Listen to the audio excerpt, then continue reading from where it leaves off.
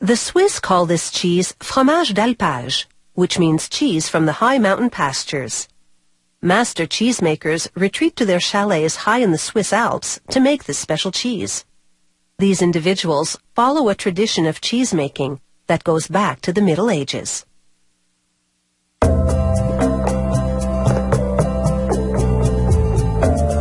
Fromage d'alpage is produced by cheesemakers who bring their cows high into the Alps for 5 months to this region of Gstaad, Switzerland. In the morning, they milk their cows for about 7 minutes using an automatic milking machine. Each cow produces around 10 liters of milk, which contains water, protein, and fat.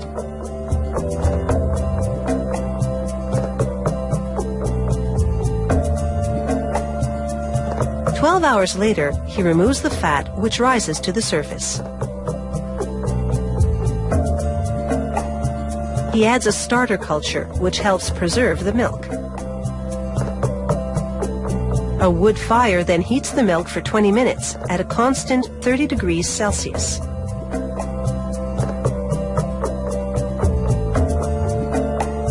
He then adds an enzyme called rennet and more starter culture to the milk.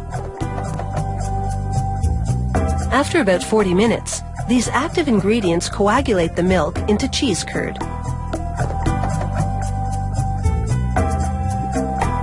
He cuts the solidifying curd into smaller pieces.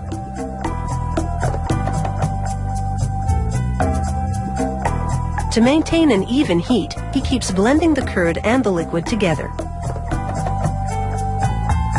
He continues mixing and cutting the curd until the active ingredients separate the curd from the liquid, called whey.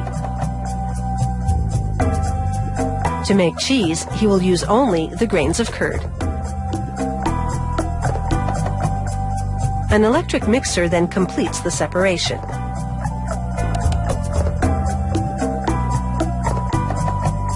He washes his arms and hands thoroughly because any impurities in the cheese would ruin it. After heating the mixture for 20 minutes again, the curd is now the perfect texture for making cheese. Using cheesecloth, they remove the grains of curd. What started out as 300 liters of milk will end up producing only 30 kilograms of cheese.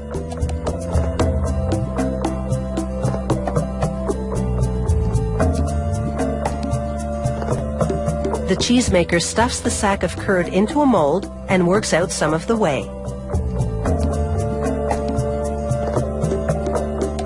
He then puts 3 molds filled with curd into a wooden press.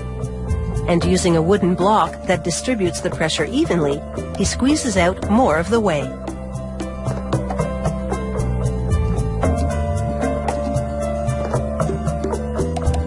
To get all the excess liquid out of the curd, he turns each 10-kilogram piece of cheese over so he can press it again.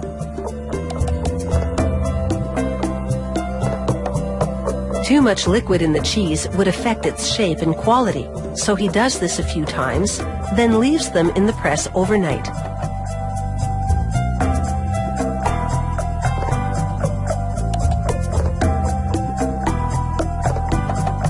The next morning, he trims off the excess cheese created around the edge by the pressing mold. Like every step in this cheese-making process, this work is also done by hand.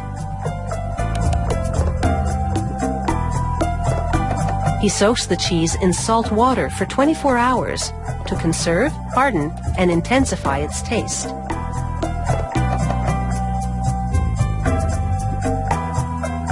The cheese then goes through a salting and maturing process that lasts 6 months. During this time, they flip each piece of cheese often so it ages evenly.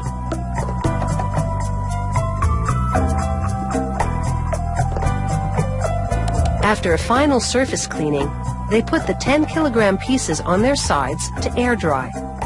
They'll remain edible for at least 10 years. But of course, You don't have to live in the Alps to enjoy the taste of Swiss cheese.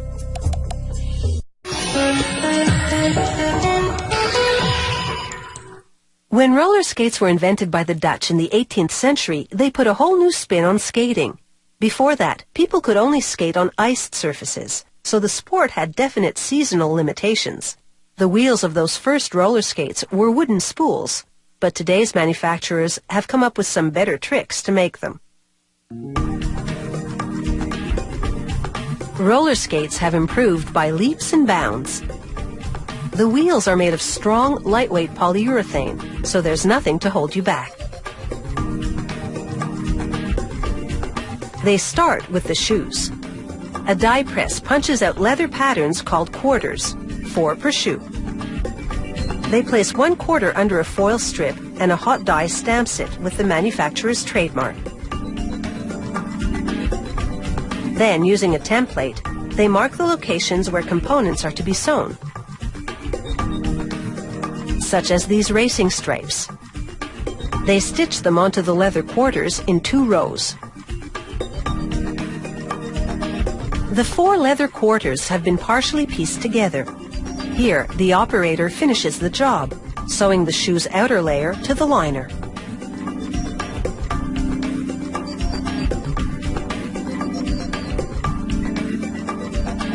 She then stitches the rest of the liner to the shoe, while a little blade on the machine trims the excess leather. Now the roller skate shoe really takes shape as she folds the leather in 2 and sews the toe.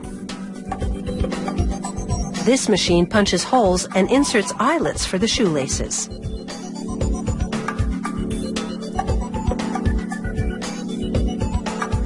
This machine, called a laster, glues the shoe to an insole. They insert a shoe and insole together into the laster. Its nozzles coat the toe of the insole with cement, while pinchers pull the leather around it.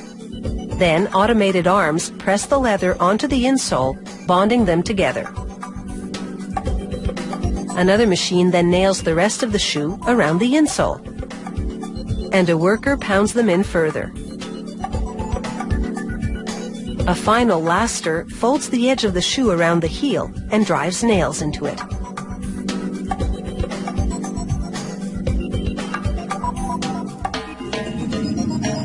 The hot lights of this machine activate cement that's been applied to an outsole and the shoe body.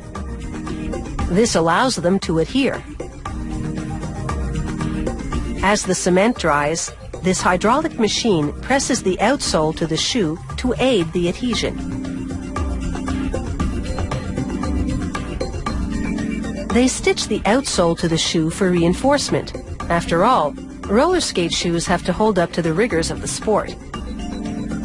They insert nails into the holes of this heel attaching machine, then position a fiberboard and leather heel on it, followed by the roller skate shoe.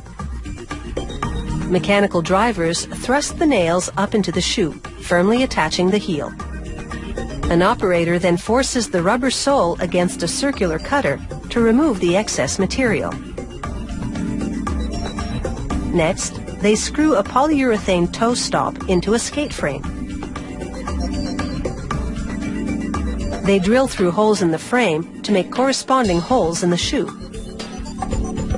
They push bolts into the holes. Then, using a pneumatic socket wrench, they bolt the skate frame to the shoe. The bolts are too long, so they cut them down to size with a special break-off tool.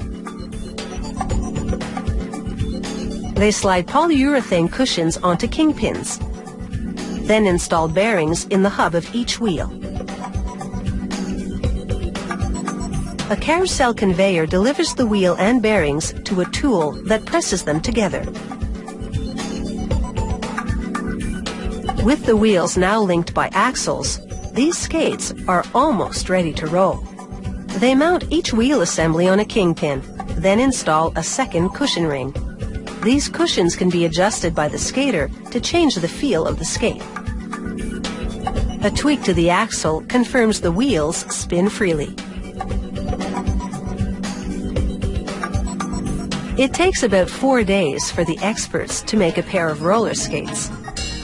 That's somewhat less time than it takes the average person to master using them.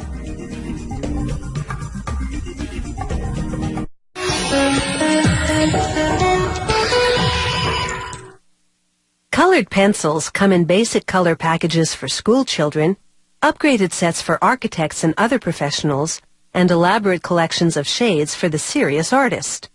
It isn't so much the color variety that determines the quality, but the pigment concentration in the lead.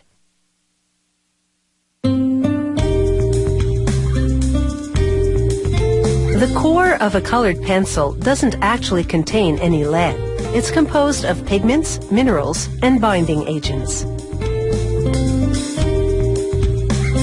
This company invented a unique type of colored pencil. The lead composition is such that it allows you to brush on a bit of water after you draw to create the effect of watercolor paints.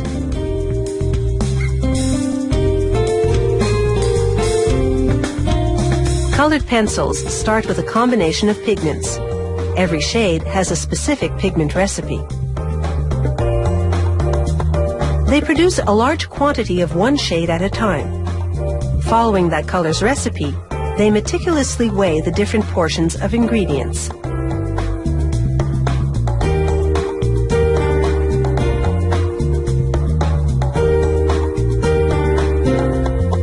They boil a specific quantity of water and additives and add binding agents, a secret blend of gums, resins, or waxes.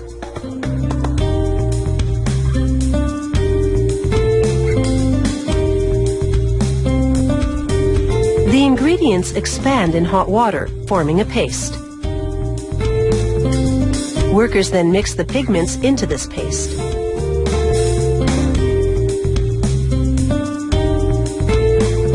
The next machine processes the paste into fine chunks, intensifying the color.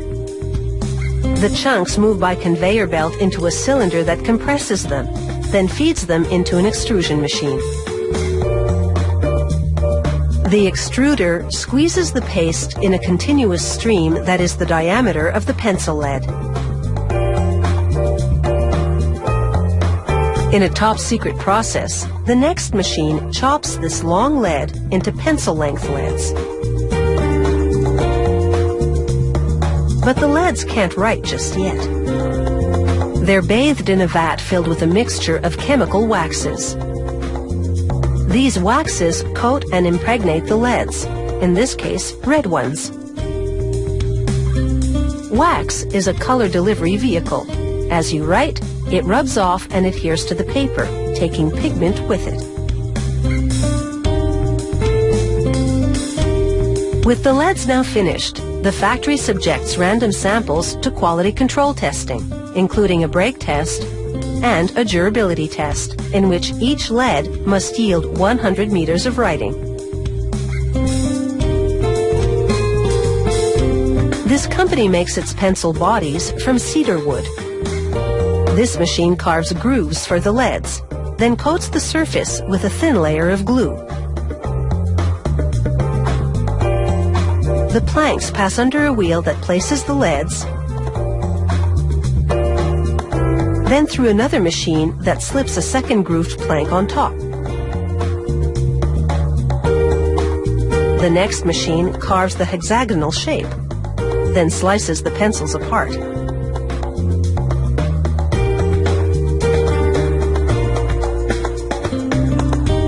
One at a time, the pencils shoot through a vat of colored varnish. Their exterior is now the same color as the lead inside.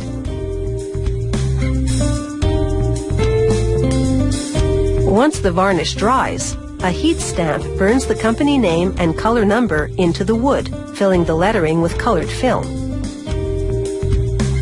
Then the pencils roll across an abrasive wheel, sharpening as they go. The unsharpened end gets a cap of varnish, either in white or the same shade as the pencil lead. The factory's equipment feeds the appropriate colors to the packaging area. As the pencils slide into their grooved tray, workers visually inspect each and every one. From pigments and planks to an artistic medium.